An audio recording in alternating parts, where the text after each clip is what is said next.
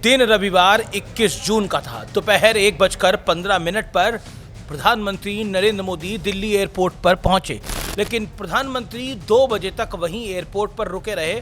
बाहर निकलने की बजाय उन्होंने एयरपोर्ट पर ही इंतजार करना ठीक समझा। लेकिन ऐसा क्यों किया प्रधानमंत्री ने? प्रधानमंत्री किसकी इंतजार कर रहे थे? पीएम के एक दिन का 1 मिनट प्री शेड्यूल होता है।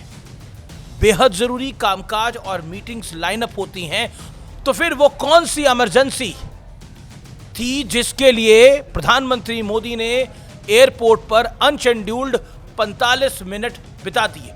21 जून को विश्व योगा दिवस था और प्रधानमंत्री मोदी इस मौके पर कोलकाता में योग दिवस के कार्यक्रम में हिस्सा लेकर दिल्ली लौट रहे थे।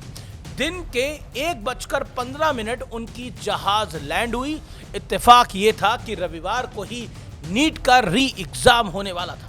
परीक्षा का वक्त दोपहर 2 बजे का था, यानी ये निश्चित था कि अगर प्रधानमंत्री मोदी 1:15 पर एयरपोर्ट से बाहर निकलेंगे तो लोगों को परेशानी होगी, स्टूडेंट्स को खास तौर पर, क्योंकि पीएम जिस रास्ते से गुजरते वहां काफी पहले से सुरक्षा रूट लगा दिया जाता है, यानी उस रास्ते को कुछ देर पहले सैनिटाइज कर दिया जाता है।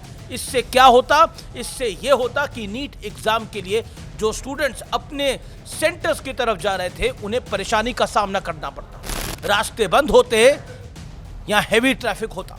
स्टूडेंट्स को इस परेशानी से बचाने के लिए प्रधानमंत्री मोदी ने 45 मिनट एयरपोर्ट पर ही बिताए, ताकि 2 बजे एग्जाम के लिए सभी सही वक्त पर अपने अपने सेंटर्स पर पहुंच जाए। ये वो पब्लिक कनेक्ट है जो आज की तारीख में नरेंद्र मोदी के अलावा किसी और के पास नहीं है। लोगों के साथ जुड़ने की इसी कला ने मोदी को सियासत के अजय राजनेता यानी अनडिफीटेड स्टेट्समैन बना दिया है।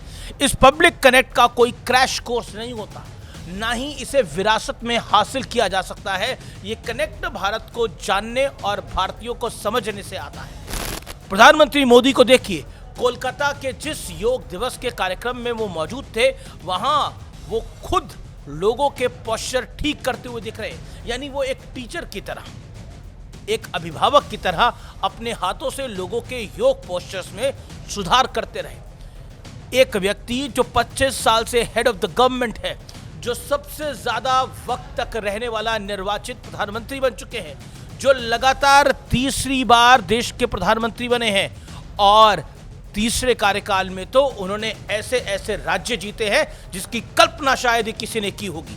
वो इतनी सहजता के साथ लोगों को सही तरह योग करना सीखने में मदद कर रहे हैं। जाहिर सी बात है कि ऐसे जेस्चर्स लोगों के मन में मोदी के प्रति भरोसा घटने से की बजाय बढ़ेगा। याद कीजिए, 14 दिसंबर 2021 को सुबह 12:30 बजे का वक्त था। काशी विश्वनाथ मंदिर के उद्घाटन के बाद प्रधानमंत्री मोदी वाराणसी में ही रुके थे। सुबह सुबह वो शहर के मुआयने पे निकल गए, गदौलिया दशमेध मार्ग पर पैदल निरीक्षण किया, फिर काशी विश्वनाथ धाम भी गए।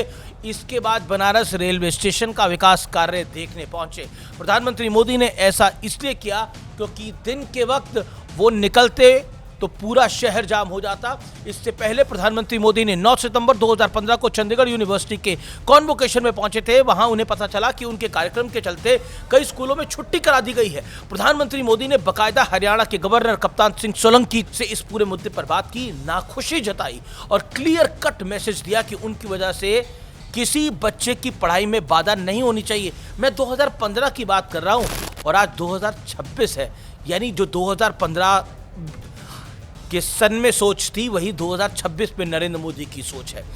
ये वही कनेक्शन है जो नरेंद्र मोदी को लोगों के साथ ऐसे जोड़ कर रखता है जैसे कोई अपना हो, जैसे कोई घर का सदस्य हो, जैसे कोई अभिभावक हो, और बदले में पब्लिक का प्रधानमंत्री मोदी को अनंत स्नेह, अनंत समर्थन मिलता है।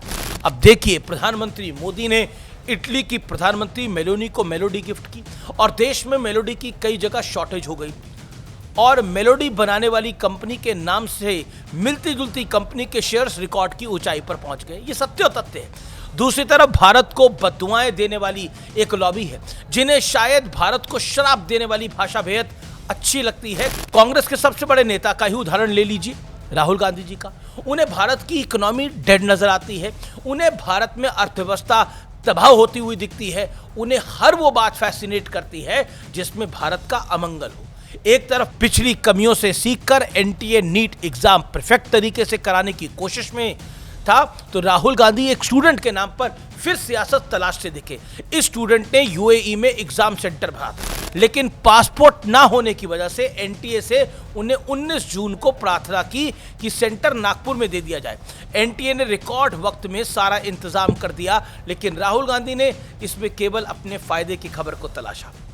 कोई हर्ज नहीं है अपना फायदा तलाशने में, लेकिन किस कॉस्ट पे हम अपना फायदा कर रहे हैं। उन्होंने एक्स पर लिखा, नागपुर के बच्चे को अबुधाबी में सेंटर दे दिया। वो रात भर रोता रहा, हमारे बच्चों के भविष्य के साथ जुआ खेलना बंद कीजिए। उन्होंने जानबूझकर या फिर अनजाने में ये सच छिपाया, ये तो राहुल गांधी जी को ही पता होगा, लेकिन देर सवेर सच और सच्चाई का फर्क साफ पता लगता है। और इसी फर्क से तय होता है कि भविष्य में लोग आप पर कितना भरोसा करेंगे। और निश्चित तौर पर नरेंद्र मोदी के सामने इस मामले में कई नेता, सभी नेता कोसों दूर है। आज के दौर में ऐसी क्रेडिबिलिटी मेंटेन रखना किसी साधारण राजनेता के बस की बात है ही नहीं। नेता क्यों, आजकल किसी के लिए भी बस की बात नहीं है, क्योंकि क्रेडिबिलिटी जो है वो आपके ट्रैक रिकॉर्ड से बनती है। और जो ट्रैक रिकॉर्ड है वो जनता जनार्दन देखती है। और सिर्फ नेता का नहीं, पत्रकारों का भी ट्रैक रिकॉर्ड होता है, और वो ट्रैक रिकॉर्ड बड़ा क्लियर कट होता है। आपने पीछे क्या किया है, आपने कितनी फर्जी खबरें चलाई हैं, ये सब पब्लिक याद रखती है। इसीलिए मेरा कहना है कि पत्रकार को पत्रकार रहना चाहिए, नेता को नेता रहना चाहिए, और सत्य और तथ्य की कसौटी पे खड़े रहना चाहिए।